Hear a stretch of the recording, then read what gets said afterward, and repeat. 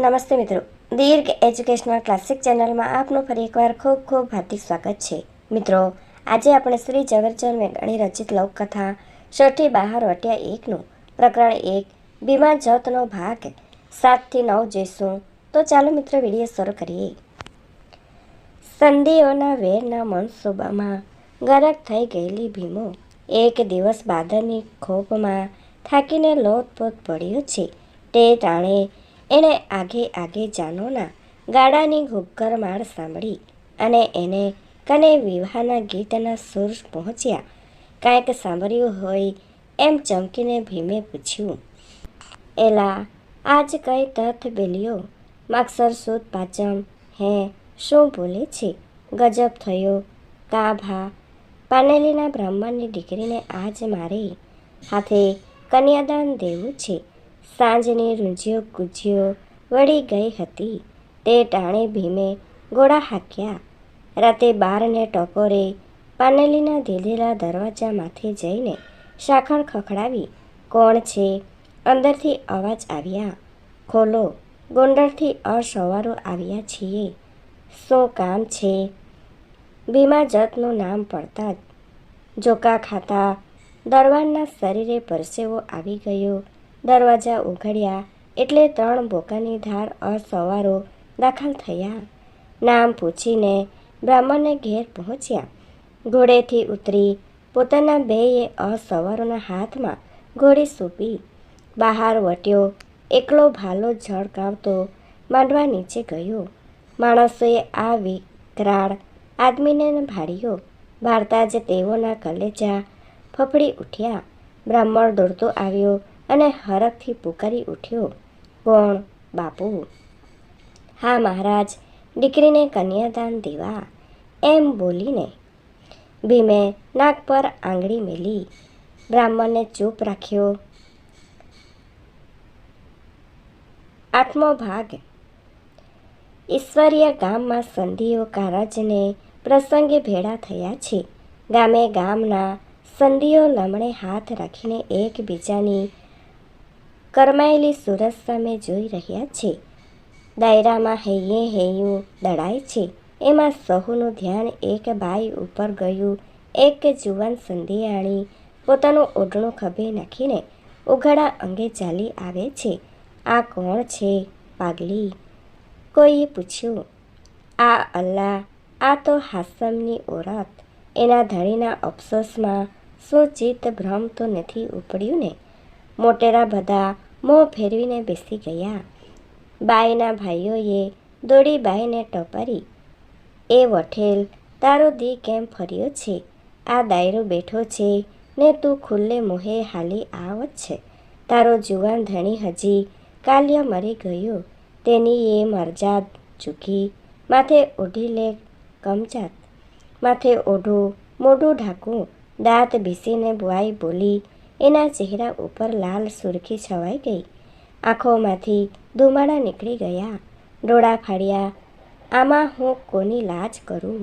કાં હું ભીમા જત વિના બીજો કોઈ મરદ જ ભારતી નથી. ખરો મરદ મારા ધણીને ઠાર મારી ગામને જાપે સંધિ બચ્ચા બાળે એમ એની લાશને ખીલા માથે બેસાડી. શાબાશ ભીમા જત, સંધિઓની તે ઢાળીયું બોડવી. મલકમાં કોઈ મરદ ન રહેવા દીધો એટલું બોલી. ખભે ઓઢણું ઢળકતું મેલી ઉઘાડે માથે પોતાનો ચોટલો પીકથી અને ખડ દાંત કાઢતી સંધિયાણી ચાલી ગઈ. ઘરમાં જઈને પછી બાઈએ છાતી ફાટ વિલાપ આદર્યો. બાઈના કલ્પાતે તમામના કલેજામાં કાણા પાડી દીધા. 300 સંધિઓનો કારજનું બટકું પણ ચાખ્યા વગર ચાલી નીકળ્યા અને ગોંડલના ગઢની દેવડીએ જઈ ઊભા રહ્યા. ભા કુંભાજીની પાસે સોગંદ લીધા કે ભીમાને માર્યા વગર અમારે અમારા ઘરના પાણી ન ખપે. કુંભાજીએ 100 મકરાણી તેઓની મદદમાં દીધા અને 400ની ગીસ્ત બબિયારાના ડુંગર ઉપર ચડવા લાગી. 9મું પ્રકરણ. પ્રભાતનો પહર હતો. બબિયારાનો જે એક ભાગ ભેરવા ડુંગરને નામે ઓળખાય છે તેના ઉપર ભીમો બેઠો તસબી કરતો હતો અને પડખે ડુકા ગામનો સૈયદ અબામિયા બેઠો હતો. પડખે બીજા 3-4 રક્ષકો હતા. છેટે પા ગામ ઉપર એક ઘારટી હતી. તેની ખાપમાં બીજા 50 માણસો તમામ હથિયાર અને દારૂગોળાની ચોકી કરતા બેઠા હતા. ભીમાની અને અબ્બા મિયાની પાસે ફક્ત 2 તલવાર જ હતી. કોઈને દુશ્મનોનો ખયાલ પણ નથી. ત્યાં તો જેમ ઝાડવાને પથ્થરો સજીવન થાય એમ 400 માનવી પ્રગટ થઈને ડુંગર ઉપર ચડી ગયા. ભીમો ઊભો થઈને પાછો હટવા જાય છે ત્યાં એણે સામી ફૌજમાંથી ગીગલા નામના મીરના પડકાર સાંભળ્યા. હા ભીમા, આજ પાછો પગ ભીમાનો ન્યોય. પાછે પગલે થાતા તો મોત બગડે હો ભીમા. ભીમો ભાગી જાય.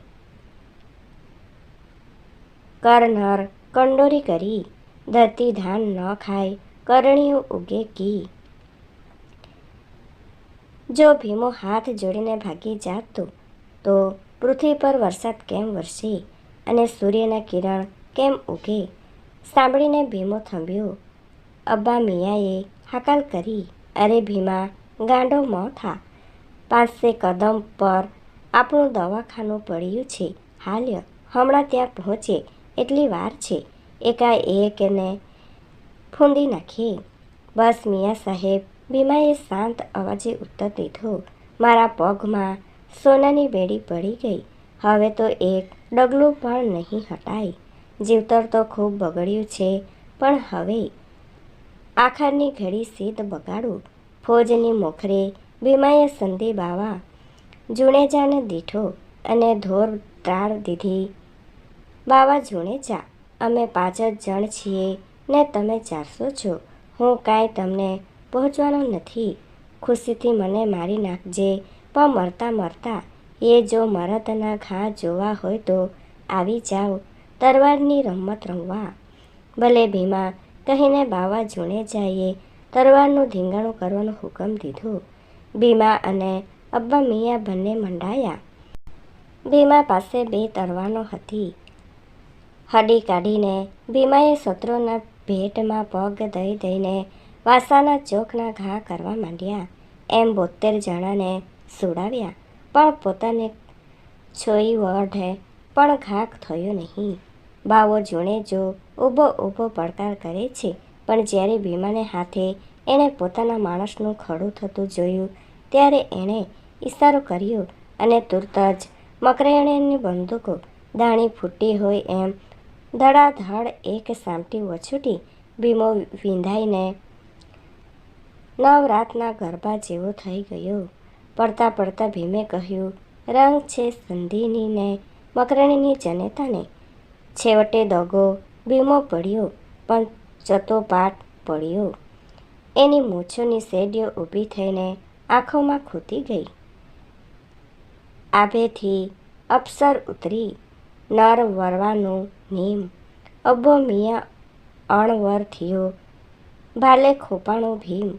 12 વર્ષના 12 વટાનો બબિયારાના ડુંગર માથે આવી રીતે અંત આવ્યો.